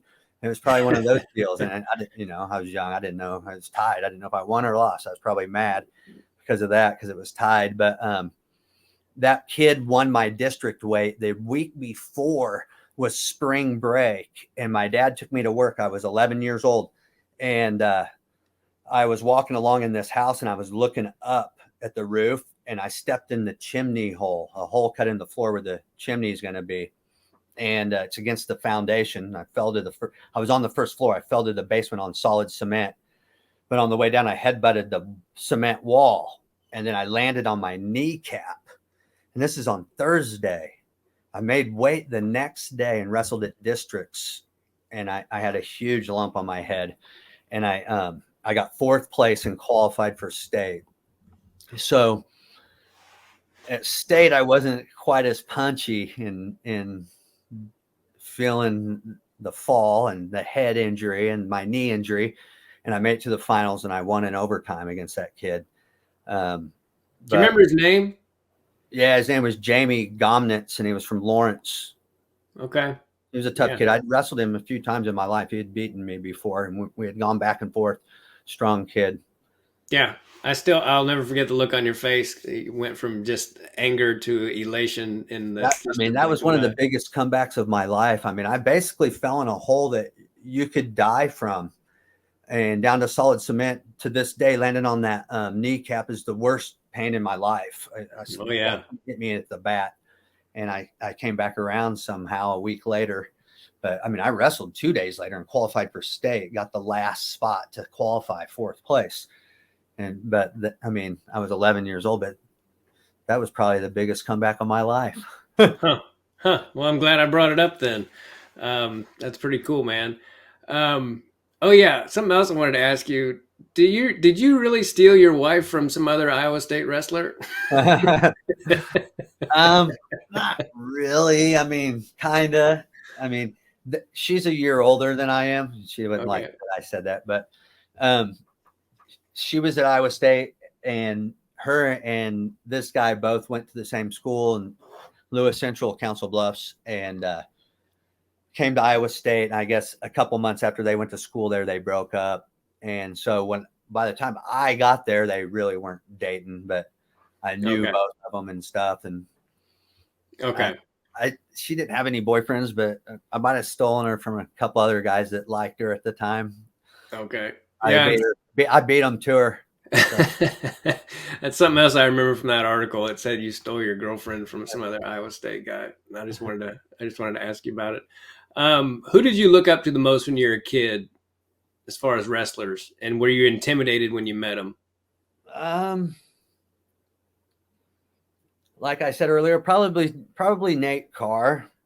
I mean, of course, Gable's like the GOAT, all the time when you're a kid and even now, really. But the guy I wanted to be like was Nate Carr, and I wanted to compete like him. I wanted to go to college and wrestle and win NCAAs 3 or 4 times, and I wanted to go to the Olympics and the World Championships and all the whole package like he did. But I wasn't intimidated the first time I met him, but the first time I met him was actually my senior year. We were at junior nationals and I didn't get to wrestle because I had a shoulder surgery and I wasn't healthy and I wasn't ready. But I went and watched, and Nate Carr had been like the world champ and the Olympic bronze. It was 1989. So he was like 87 world champ, 88 Olympic bronze. And he was there signing autographs. And I had my Iowa State shirt on. I was committed to Iowa State. So I went to this table that he was at, and I took my shirt off so he could sign it. And I put it down, and I go, I knew he probably obviously didn't know who I was. And I said, I'm going to Iowa State and I'm going to beat all your records. And I said it jokingly. And Nate, after he signed, he looked up and he goes, maybe, but are you going to be as exciting? I always thought that was cool. And because my answer was like, probably not, because car was the fastest thing. I mean, Harold Nichols called him the fastest thing on 2 feet. I remember watching in an interview, Harold Nichols was the old Iowa State coach, and he wasn't far off the fastest thing on 2 feet. Yeah. Yeah, he's really cool, dude. I love Nate Carr as well. Is there somebody, let's see, what else do I want to ask you? Who else I look up to a lot is a guy you mentioned earlier who's huge influence on wrestling is Wade Chalice. And he's just incredible. I mean, some of the moves he's innovated and made up, like the lazy man cradle, the spladle. I think the cement mixer's a Wade Chalice move, but he's so influential in the sport that you can probably break down more techniques, and someone from Pennsylvania will be like, oh yeah, my dad was the coach of this club and Nate taught this to us when he was in college, and he made it up, you know what I mean? And they actually called a cement mixer from a town in Pennsylvania that is a cement town, and I forgot. And that kid from Lehigh, his name's Rob Roan. He's from there. And I feel like not Nate Carr. I feel like Wade Chalice somehow had an influence on that. And but he was just an incredible wrestler, and his influence on the techniques in the sport. And I remember learning the Chalice cradle when I was a kid, and I was a middle school kid, and Kevin Clem taught me the Chalice cradle. It's the spladle, but we called it the Chalice back then. No one called it the spladle. And Kevin Clem had come from New York, where they lived, and he moved to Kansas City, and he had told me, I remember all this, that he goes, I went to a camp at this guy named Wade Chalice, and he told me all about Wade Chalice, and he has this move called the Chalice cradle, and he taught me the spladle. And you didn't learn moves back then on the internet. You had books. There was a couple of books, and then you went to a camp, or someone said they met so-and-so, and they had learned this move from them, and they had passed it on from this person. And it was a different world. It was snail mail. And that's how you learned moves, about as fast as snail mail, even slower. Yeah. And I remember he taught me the spladle. I was in junior high, and I was spladling kids. And my dad would be coaching me and have to tell the referee, he'd have to yell out and say, that's a shellless cradle. It's called a shellless cradle. The kid's pinned. Get over there. Pin. And the ref would get over there and be like, oh, he's right. And went and call a pin. And there were multiple times where the ref after the match got me and my dad over in the corner and said, hey, show me what that move is. What was that?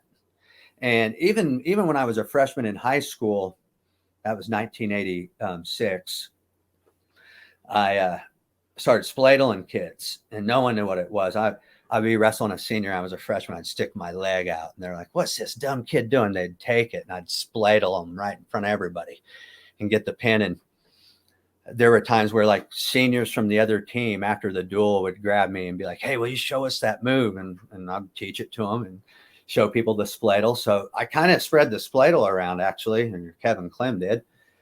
In the Kansas area to begin with. We were teaching it to referees and coaches, and that's how slow techniques moved back then. Yeah. Wade Chalice was a pinning machine too. I mean, that guy pinned everyone under the sun. And I mean, I think I had him on my podcast. He pinned several world champions and like 27 different NCAA champions he pinned. Just crazy stats, like stuff where you're like, is this real? And yeah, it's freaking real. Randy Lewis has a lot of pins too. I think him and Wade Chalice still like hold scholastic pin records amazingly. But there's a I think I lost my train of thought for a second. It's all right. Randy Lewis. There's a stat about him. Kyle Klingman wrote an article how Randy Lewis had pinned someone on every world or Olympic team, either pinned or beaten. And I think it was pins. And it was like a span of like 16 years and 3 or 4 Olympics had at least one guy on that team that Randy Lewis had beaten. Wow. I don't know if it's a pin or a win. But yeah, recently after the NCAAs, I was curious, and I have my own little notes and things that I read. It's not something I show to someone, and I don't care if I show it to someone, but I wrote down like what I thought were some of the craziest pins I've seen at the NCAAs, because I saw that one this year with the kid from Purdue, and he pinned Spencer Lee, and I've seen some pretty crazy pins in my lifetime. If you consider Olympic and world team trials as well. But I made a list of all the NCAA finals, mostly is what they are. And it's pretty crazy how many, there's big upsets and pins back then. And Baumgartner got pinned by Bannock and just crazy stuff like that. Remember Bubba Jenkins pinned David Taylor. And if you make a list of about 10 of them, they're all like, oh yeah, man, it's crazy. Kyvan Gadsden pinned Snyder, but Snyder was a freshman, but still, Kyle Snyder's NCAA finals. I don't care what grade he's in. Right. Yeah, so there's some amazing falls like that, but a lot of them I either saw live in person or on TV and some of that stuff. So what was your opinion on, because I admit at first when Spencer Lee defaulted out of the tournament, as a fan, I was kind of like, I don't know, pissed off about it. And but then I was like, you know what? I don't know what's going on with that kid, and it's not my place to judge him. What was as somebody who was, one of the toughest guys I know, what was your opinion on it? I think he's probably injured and didn't want to use it for an excuse because that's how he is. It's his mindset. I mean, I don't know him. Actually, I've never talked to him before, but just from what from listening to the guy and watching him compete, watching him talk, listening to his coaches, knowing who his coaches are, personally knowing his coaches, those kind of people rub off on other people. You're around them every day. His mindset's probably similar to a Brand's mindset in some ways, and he's probably a different person in quite a few ways, but he's probably injured and didn't want to use it for an excuse. And I mean, I don't think it's really for any of us to have an opinion about it. I mean, of course, we're human beings, we're going to have an opinion about it, but it doesn't really matter what your opinion is. And I think he's I don't know if I've seen a college wrestler better than him. I think I saw Kyle Dake make less mistakes in college, but I think I saw Spencer Lee score more points than Kyle Dake. And Kyle Dake is, I've seen him wrestle a lot of matches, all his college matches, NCAAs and world team trials, Olympic trials. The dude never makes a mistake. And he might not score a lot of points, and then sometimes he might, he might five a guy 2 times. And, but I mean, Spencer Lee has an argument for being the best ever, really. I mean, Yeah, I mean the way he turns people over, it makes it look like a kids tournament, and I'm like, I know it's not that easy, but he sure made it look that way. He must just be freak strong. yeah, Not that that's all there is to it, obviously, but I would it, like to just feel how strong that kid is. it's definitely not all there is to it. But if you're honest with yourself and you make it to a high level of wrestling, I can ask most of my friends and teammates that were part of like Team USA and things like that. And I can say, hey, how many people in your life have you like tied up with? And you thought, whoa, this guy's stronger than I am. And some of those guys will sit and think for about less than 5 seconds and say 0 and or 1. And it's probably the guy that beat him for the gold. You know what I mean? Yeah. And because my number is like 2. There's like 2 human beings I've ever grabbed that I thought, whoa, this guy stronger than I am. And it's been that way since I was a kid. So I knew I was born with some freak strength, or I don't know if it was from carrying boards and climbing trees or what, but I've asked that same question to teammates on the U.S. world team that I'm on the world team with. You're sitting around for hours in hotel rooms and planes and buses and saunas, and you think of things to ask each other to see I wonder if his brain's like my brain. Does he think like me? Things like that. What does he experience this? So, you explore those kind of things. And I've asked that question to people, and most of those guys are like I asked that to Terry Brands, how many people have you grabbed who's stronger than you? And he was like 0. And I believe him 100% because I never grabbed anyone stronger than Terry Brands as far as Really? pound for pound. But strength is huge, but you have to do a lot of things around the nucleus of strength to be a great wrestler. Yeah. Who are the 2 guys that you tied up with that you thought this guy's stronger than me? Sammy Henson for sure. That guy's freak strong, and Yeah. he's a beast. I mean, look at him right now, man. He's 52 years old and he's jacked. Yeah. And he's strong. I've never grabbed another human being as strong as him. And I've even gone through tournaments. I went through the challenge tournament once where I won it. And at the end of the tournament, I told my coach, I told Kevin Klim, I said, hey man, I feel like I'm good at technique, but I feel like I just horsed all these kids younger than me. I was 34. I won the challenge tournament, and I had to wrestle the only guy older than me, Sammy Henson, in the finals, best out of 3. And after I wrestled him, I thought, what do these guys feel like wrestling him? Because I felt like I out-muscled everybody. I felt like I did good technique too, but it was good because my hips were strong, my grip was strong, my body was strong. And then I wrestled Sammy Henson, and I was like, whoa, that's off the charts. Yeah.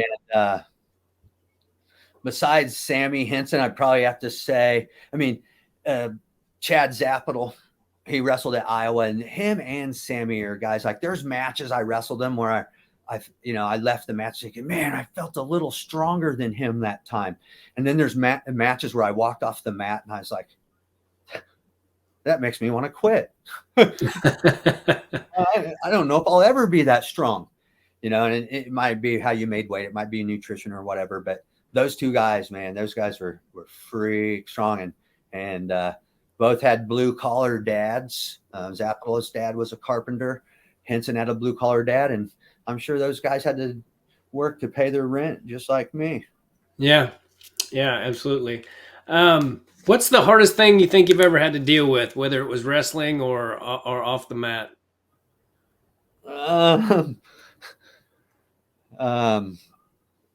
Well, shoot, the hardest thing for sure is making weight, man. This is the hardest thing I've ever done. I've had challenges in my life that are humongous that I wouldn't give them back. I'm glad I faced them, and they built me as a human being.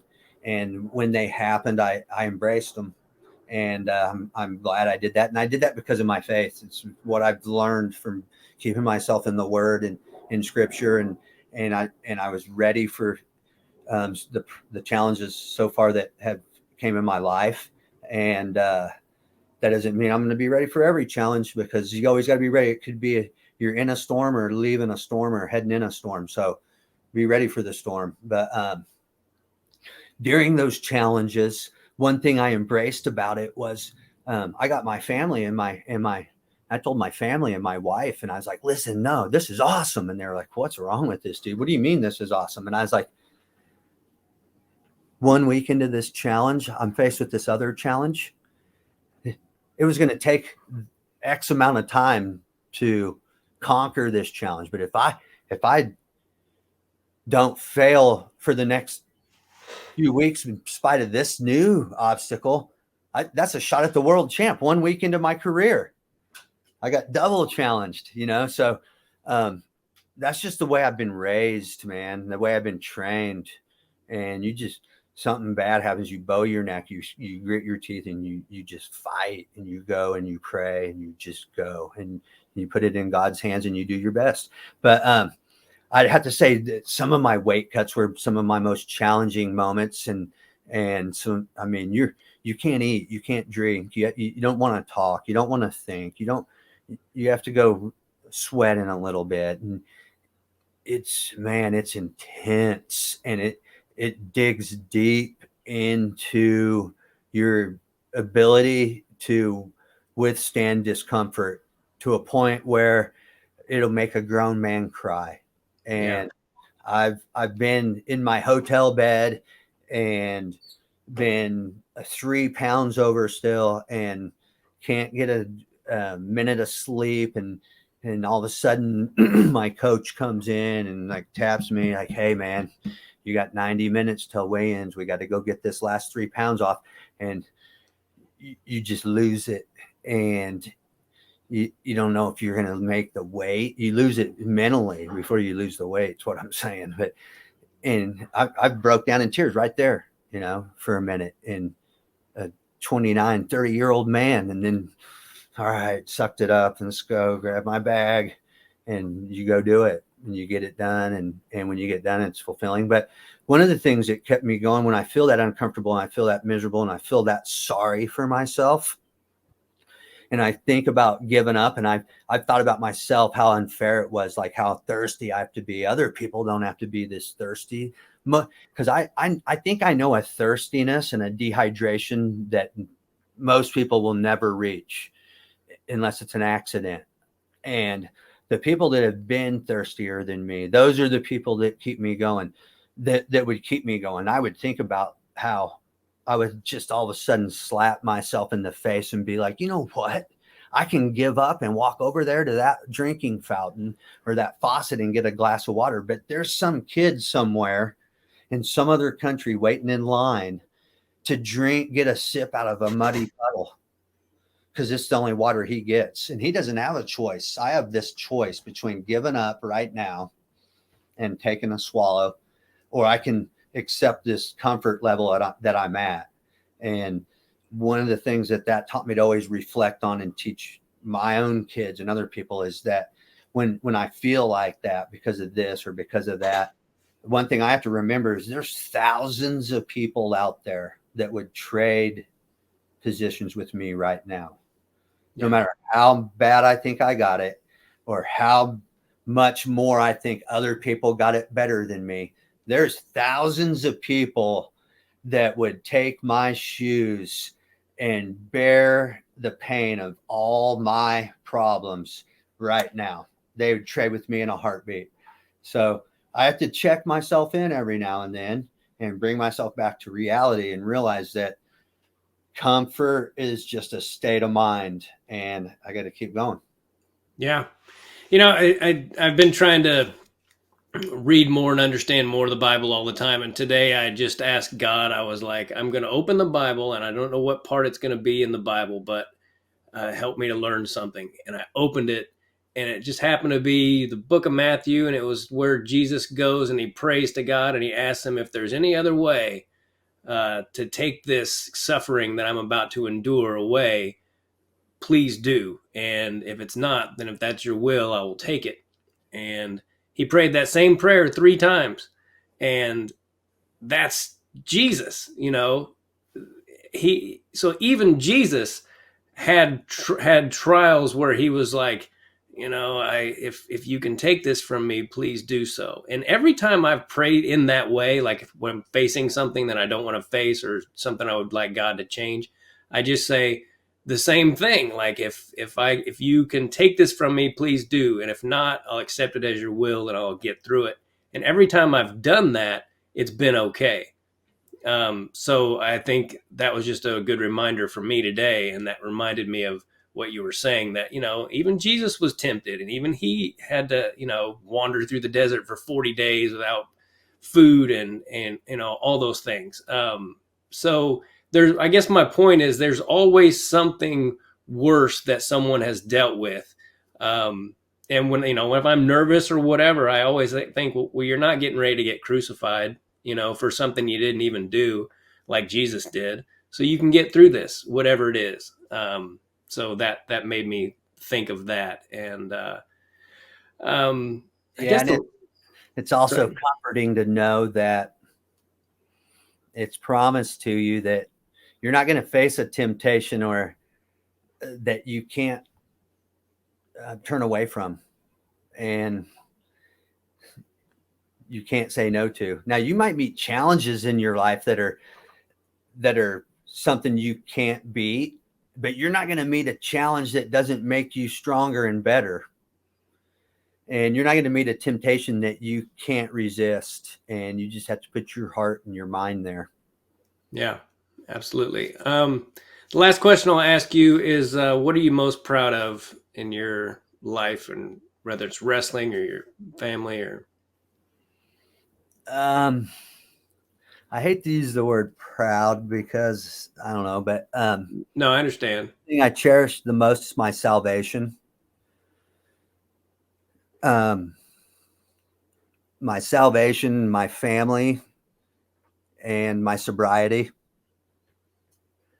And I think those things are the things that I love the most, and that I think about the most every day, and that I care about, and that I exist for, and that keep me going. Have you dealt with self-destructive things in your life? Yeah. Anybody does. All kinds of mental weaknesses. Yeah. Yeah. Do you care to elaborate on any of them? You don't have to. I mean, I'm not ashamed or try to hide anything, but yeah, I'm a sober person. I'm actually coming up close to 1 year sober, and so I spent most of the younger part of my life not really indulging in alcohol on a regular basis, like any other college kid. You do what you do and you binge and this and that, but wrestling won't allow that. And I competed till I was about 36 was my last competition. And one of the things I always thought I missed out on was being this normal person that didn't have to be thirsty and didn't have to worry about eating fat and grease and unhealthy things, and being able to drink regularly instead of just sometimes in the off season and stuff like that. So probably for like 15 years, when I was about 36, I started eating whatever I wanted to eat and drinking whatever I wanted to drink and living what I thought was like a normal life. And I was always taught, like, hey, don't do that now. Wait till you're done. You can drink all the beer you want when you retire. Well, that turned out to be a lie, and it's not their fault for lying. But you know what I mean? It was an exaggeration. But so I just came to a point where I didn't feel as healthy as I could be. My weight, my mind, I didn't feel like I was being as good as I could be at everything that I can do as far as being a dad and a husband and a coach and an employee and just everything in life. I've never had any problems with my employment or my family or anything like that, but it wasn't an A plus, and that's not good enough. And I've always strived for being the best in the world, the best in the NCAAs, the best in the state. And so I guess that lifestyle got old pretty fast and destructive, because I wasn't the best at my goals.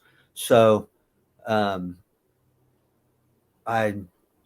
number one, I prayed about it a whole bunch, or seriously prayed. So not really a whole bunch, but just I prayed about it, and I was 1,000,000% determined that, like, I wanted it so bad, like that double cheeseburger at Freddy's when you're hungry, want it. Like I wanted it. And there were times I'd kind of toyed with trying to get sober and let's see what this is like. Can I do this? And I knew I could do it. I was like, this is hard work, but I know I can do it. Do I want to do it? And I didn't get determined, and I didn't, but when I decided to do it, I just got determined, man. And I was like, I'm going to do this. I'm going to turn it over to God, and I'm going to pray. And I want it to happen with all of my heart. And I don't know how to explain it, because a lot of people don't have this experience, but it was like instantly gone from my heart. And I never got the sweats. I never got the shakes. And then I don't have urges to drink. I don't want to drink. And I have urges to stay healthy. Like and train and, get my body healthy and train. When I say train, I mean my mind, my spirit, and the way that I act, the way that I teach, the way that I lead, the way that I follow, the way that I listen.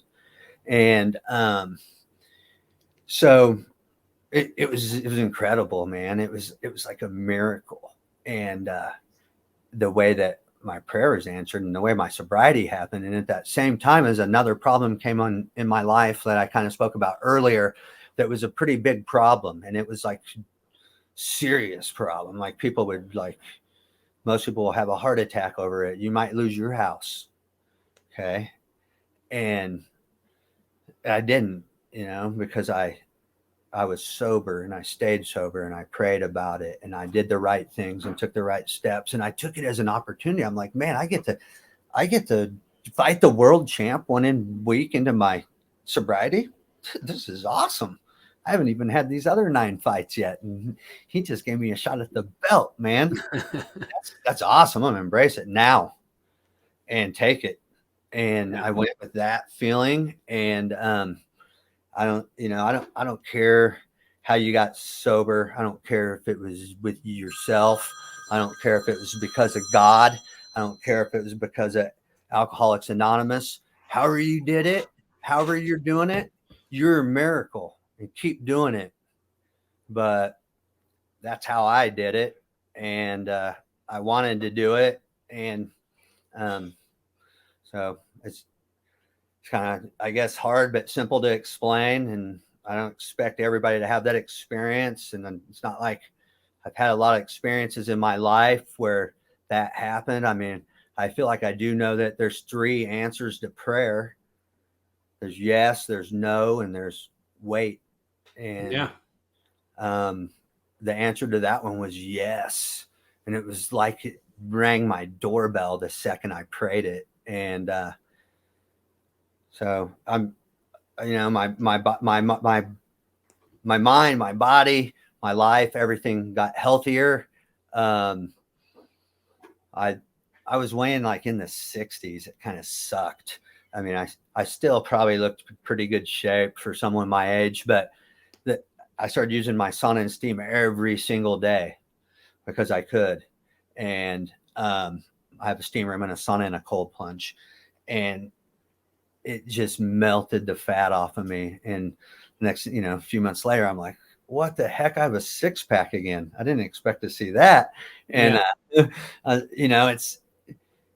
it's clean living can do a lot of things for you physically and mentally. And I pray for all those people out there every day that fight addiction and have those daily struggles and need someone to follow them or talk to or meeting every single day and things like that. And I pray for those people, and what they're doing is a miracle, man. I don't care how you're doing it. If you're doing it, you're a miracle. Keep doing it.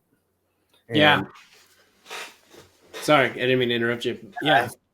that's what I was talking about earlier. Just like seeing people win a gold medal, or seeing somebody get sober and gain their sobriety, or seeing someone get salvation, or seeing someone reunite a relationship that went south. And those things are awesome, man. Those things are love, and those things are God, and it touches the heart.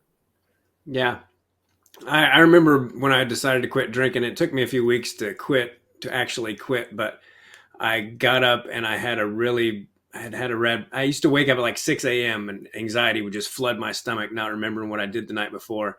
And I would go into the hotel room and I'd go into the hotel bathroom and I would put a towel under the door and turn up the water like I would to lose weight, and I'd make it hot in there, and I would kind of sweat it out. And I remember praying, God, please help me stop doing this to myself. And I swear to you, Eric, I heard an audible voice say, help yourself. And it was like God telling me, I have given you everything you need to quit doing what you're doing and to become everything I made you to be. Just in those words, help yourself. And, it took me a couple weeks to actually quit. But when I did, I did. And it's been 12 years and I've never fallen off the alcohol wagon. So yeah, it's definitely worth it. And I appreciate you telling me that. And got to get out of here. But is there anything else you would like to say before we do? Not really, man. Just it's good to talk to talk to you and talk to the wrestling community and people that might get to watch this podcast, and keep doing what you're doing. And by the way, I do want to say something. I watched some clips of some of your stand-up comedy recently, and you are funny, dude, and you're awesome. I love it, and I want you to keep doing it. And I don't want to repeat the jokes that I heard right now. For your own material, and it's yours. But you're awesome, man. I tell people about you all the time, and keep up your passion for people and the sport and comedy. I will, buddy. I really have no choice when it comes down to it. Like these are the things I love: stand up and wrestling, and it gets challenging like in anything else. But it's what I believe God wants me to do with my life and what He put me here for. So I'm not going to quit. And it was, I can't tell you how freaking weird it was to be having the thoughts that I was, and for Mark Schultz to say, "Don't you ever quit." And I'm like, what? Is this guy reading my freaking mind? And that was all through God. That was God talking to him. Like he definitely looks up to this guy. Yeah, it was pretty cool. Love those stories, man. Yeah, that's awesome. Well, buddy, this should be up tomorrow, so I'll make sure and share it and everything, and you can. Yeah, your wife's definitely will have to share it. I know you're too smart to be on Facebook, so. I've been talking to Jimmy a little bit too. Oh yeah. How's that going? Have you guys been hanging out a little bit? Yeah, I haven't seen him in a few weeks. I just got busy, and I had to get my plants in the ground, my flowers, and all my good stuff. But yeah, we went to I took him to another men's thing. We went to a men's thing and listened to these guys at a Christian church, and it was a guy talking about some stuff. It was pretty cool. And but I'm gonna have him over to sauna and hang out, and we're gonna do a little Bible study together or something sometime soon. That's cool, man. Family men, so we always talk about we need to get together, and then we got life. Yeah. He lives right with my daughter. You mentioned that cold plunge. Do you recommend that? Because I take cold showers and I think that helps, but I've read about the plunge. I have it outside of my sauna. I do it more like like the Finnish people or the Swedes or whatever. They get hot in a sauna or steam room, and then they get into a cold tub, And I have like a 75-gallon horse trough. I fill up about 50 gallons of it. And it comes straight out of the hose water because I had hooked it up to my cold water in my basement. And it's usually cold enough, especially the wintertime, but you can add ice to it. But I sit in my sauna or steam till I get so hot I need to get in it. And it's like a shock. And it's like, whoa, it feels awesome. I love that. And I was taught to do that when I started, in college. They had us do it in the showers, to get the ice cold showers, to get the whole team in the sauna and get out, get in the showers. And then I've been to health clubs that had plunges, and I always loved the effects of it and how it like made me feel alert. And I do the cold shower thing too, but I have to take a hot shower first, and then I'll switch it to cold at the last couple of minutes. I can't just get in and cold, something about it. I don't know if I could handle it. It might make me like pull a muscle in my back, flinching from it. Yeah, man. Every morning I get up, and I have a little boy, he's 4, so he doesn't care how late I've been up the night before. And I turn on the cold shower, and and every morning I go, I can do all things through Christ who strengthens me. And I step under that cold water, and just at first I'm like, I just take a deep breath, and after a couple minutes I can handle it, and I stay in there for 4 or 5 minutes, and and then I'm awake. It's better than coffee or anything, Always the one that wants to be the pirate. Yeah. Yeah, you saw that one, huh? Yeah. That was good. I've already used it a couple of times. Yeah, he's 4.5, man, and I hope he wants to wrestle, dude, because he's got these hips. He's 4.5, and I pick him up, and if he decides he wants to be on the ground, I'm like, geez, Louise, you're so freaking. He's just got he weighs less than 40 pounds, but he's got some hips, man. So we'll see. Do this, man. Take him to watch some high school wrestling duels. Doesn't matter what team it is. Just take him to watch some of that. And then take him to maybe watch some kid wrestling practices. And that's like the bait.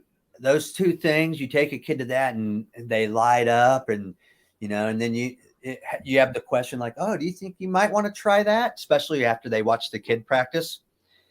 And that's where you really fall in love with it, I think. I mean, that's what I did. My dad taking me up there to Shawnee Mission West, and I saw high school kids wrestling, and then I saw kid wrestlers wrestling, and I wanted to be a part of it, and I saw it and I fell in love with it. And he took me to the state wrestling meets after my first couple of wrestling seasons.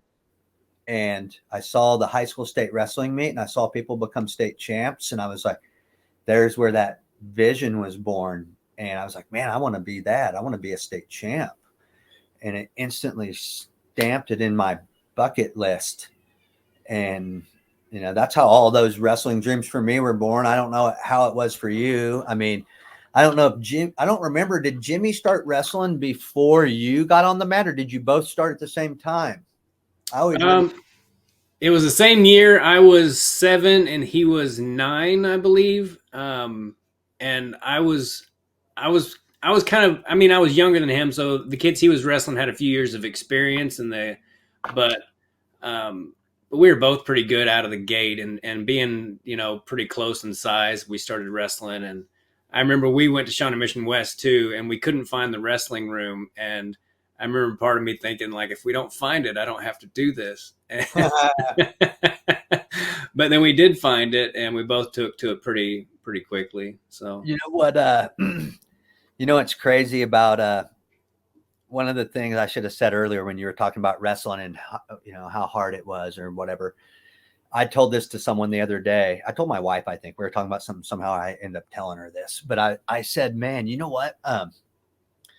I totally remember this memory. And this is weird to remember something this far back, but it's also weird that someone this young was thinking this. Maybe, I don't know. Maybe not. I'm not as weird as I think. But I was about 7 or 8 years old, and my dad had taken me to a Shawnee Mission West meet. And we came home, and we're getting out of his van. We're walking inside. And I remember thinking about it, what we just went and watched, and was kind of excited about wrestling. And the exact thought that came in my head is I said to myself, I think I can be good at this, because I think it's something that a lot of people will quit. And I don't think I will. And I remember being like young, thinking that like at like 7 or 8. And I remember thinking, yeah, wrestling might be my gig, because a lot of people will quit. So in essence, I was choosing the easy way out. I was choosing a pool of fish there's less of them, you know. I Yeah. picked a smaller population to compete against. Maybe I was looking at the easy way and picked the hard thing on accident. No, but Yeah. for real, I remember I had that mindset that young. I remember thinking, yeah, I can be good at this because it's hard. And a lot of people are going to quit. I remember that exact thought. Yeah. Already knew at that age that it was human tendency to pick the easy way. Yeah, you know, if Micah wants to wrestle, like I said this in our first podcast, but my dad didn't do some of the stuff he did on purpose. I don't think he realized what he was doing. But my second year of wrestling, I went 49-3, and I got fourth at state. So it's pretty good for a 7-year-old, 8-year-old kid. And like the next week after state, I remember wanting to wrestle around with my dad, and he goes, "You didn't want to wrestle last week," and the next 3 years, I got beat out at state, and I'd be like undefeated or have like one loss going into state. But I would get to state, and I would be like, I would I would give it so much power, and kids that I had beaten all year would beat me. And then I finally, eventually started placing every year once I got out of that mindset. But I think I will be good at teaching Micah, like, this is not the end all and be all, son. This is just, I just want you to get better at it, you know, and have fun doing it. Dude, What's 100%, that? just like that. And, you know, I think one of the things that made Johnny a good wrestler is that he, you know, when we started out wrestling, he was right away was one of the hardest workers around in the whole. It didn't matter if it was my novice team or my open team. He was automatically one of the most focused, hardest workers, and didn't say anything. But he wasn't the best kid. He wasn't the worst kid, and he wasn't the best kid. But when we switched to open, he wasn't absolutely killing it. He was way too good for novice, but couldn't win an open match yet. And he was like 0-9. And I told him, I'm like, dude, this whole thing's a mountain climb, and you're going to fall down sometimes, and you're going to get back up and climb, and you're going to fall back down, and you're going to get back up. And I taught him this mountain climb metaphor. And I told him how, like, you know what, when you fall down, you look up and you're like, hey, I've already climbed this. I can do it again. And you're going to climb right back up, and you're going to get to the top.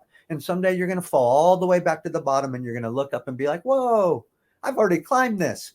And then I listed off a few other kids. I go, you know how good so-and-so is, and this kid and that kid, kids that have been killing it since they were 6, right? Never lost.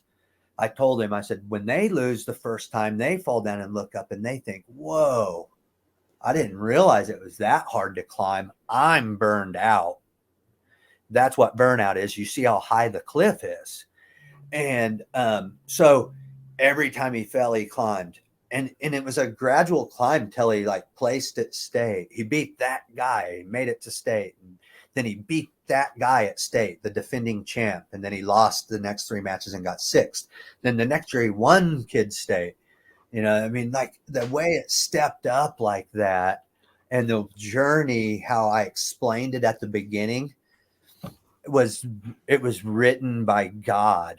And it is the way that God, the obstacle he wanted for my son to climb, and wanted me to be his leader through this journey, instead of just all of a sudden I crap out a world-class athlete like John Smith. You know what I mean?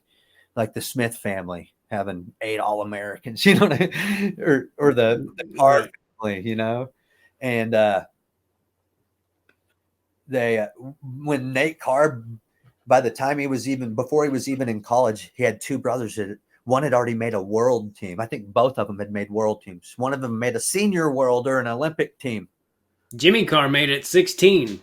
Yeah. And so Nate was like, man, my goal was to be the best one in my family.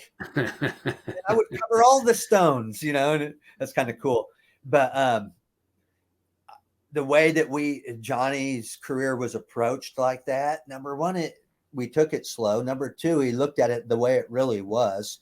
The model of a Christian journey, the model of any journey is an up and down. You know what I mean? And you're not going to get great success right off the bat on anything. And if you don't experience some challenges and some temptations, it's hard to deal with them when you finally have to, and so that's why it's when he got injured in college and stuff, I wasn't even worried.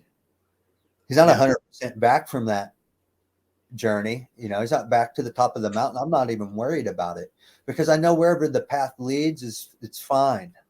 And I know that if he wants to climb all the way to the top, come back and make it as far as he makes it in wrestling from the injury, he's going to climb that too, and but having that whole approach, it taught me a lot being in wrestling already before I knew. I'd seen things my whole life. I'd been around my teammates like yourself and other kids who had dads like my dad, and it doesn't work for every kid. You know what I mean? Yeah. You can't be John Akin to every kid, Yeah. It takes a special person to, I ask my dad all the time. He used to be like, don't act like this to your kids. He used to say that to me. And he would say, and I would say, well, how come you act like this to me, but not my sisters? Or you told me to not to be like this to my kids or do these things. And he goes, and my dad said this to me. He goes, I identified something about you that was different. And I'm like, yeah, is that your excuse? Or is that the truth? I like to think it's the truth because I like to think I'm superhuman. Anyone does. Yeah. But, just because, and I only like to think that because I know I'm going to face challenges that God wants me to get past. And you have to have confidence about it. You have to have a strong faith. You have to have prayer and all that stuff. And you have to believe that you have the ability because of what God's put you through to get through the next storm. Yeah. I've been trying to put that stuff in Micah since he brought home from the hospital, just saying things to him every night and to be a leader and not a follower and all that kind of stuff. And I see it, like it'll be in this little gym class we take him to, and he's a pretty good boy, he does what he's supposed to or whatever, but he doesn't do everything these other kids are doing. And if he falls down or something, he'll say to me, "Daddy, I fall down, I get right back up," and stuff like that, and so I don't know what he's going to do or what he's going to be into, but I've just been trying to instill those little nuggets in him literally since the day he was born. Yeah, you got the right idea, because what you said to me is basically you're going to let him know that you love him no matter what, win or lose, wrestle or no wrestle. You know what I mean? Yeah. And that's what matters more than anything. All wrestling is a tool to sharpen your relationship with your son, and for both you to sharpen character values in that process. You know what I mean? That's what it's all about, because your wrestling book with your son it's only a dinky chapter in your book with him, And that's what me and Johnny know. I told Johnny, I'm like, dude, if you don't wrestle again, I don't care. I want you to decide if you're going to wrestle again. I want you to do it at peace, and I want it to be your goal, not my goal. Yeah. What we've written in wrestling is a lifetime of value. And if you want to write more, we can. As you, a competitor, if you want to write more, as you and me, both coaches, we can write it that way. But we're always going to be writing wrestling. It's part of our lives. Yeah. Yeah, Kobe Bryant, I was listening to an interview with him one time, and he said he came home from some camp and he was like, "Dad, I couldn't score a point." And his dad goes, "Kobe, I love you the same if you score 60 points or 0 points." And he said it gave him permission to fail, and because he knew he was loved no matter what. And that really hit home with me. I'm like, yeah, that's all you got to really do, let him know you love him no matter what. Yeah. You just made me think of something when you said that. Is permission to fail is permission to succeed. Yeah. It's permission to grow. And when you're coach or your parents or your peers give you permission to fail, it gives you the freedom to grow and learn and succeed. It really does. Yeah. Well, that's probably a good place to end this. I've got another podcast I've got to do here in just a little bit, but this is a great podcast, man. I really appreciate you taking the time, and I've always looked up to you, and I do even more now. And I'll stay in touch, and I'll let you know when I'm back in KC.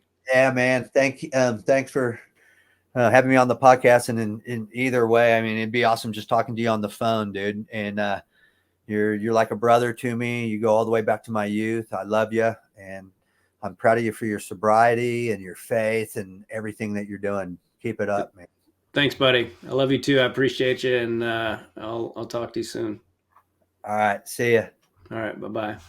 All right, everybody. Eric Akin. I can't say enough good things about that guy. He's someone I always looked up to, and I said that in the first podcast, and I say it every chance I get. Just somebody I always looked up to, and I appreciate the things he has to say. And when he, the older he gets, maybe he's always had this look on his face, but I can see his dad in his eyes when he looks at me and he says some things and he gets all intense like that. It was like looking at John as a kid.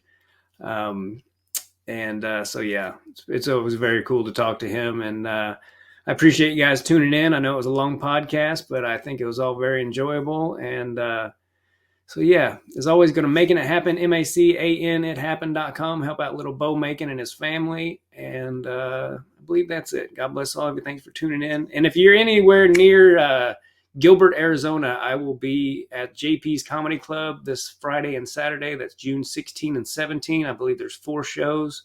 It's a really great little room there, and I'm looking forward to it. So thanks for tuning in and supporting these podcasts. And that's it. God bless all of you, and take care. Goodbye.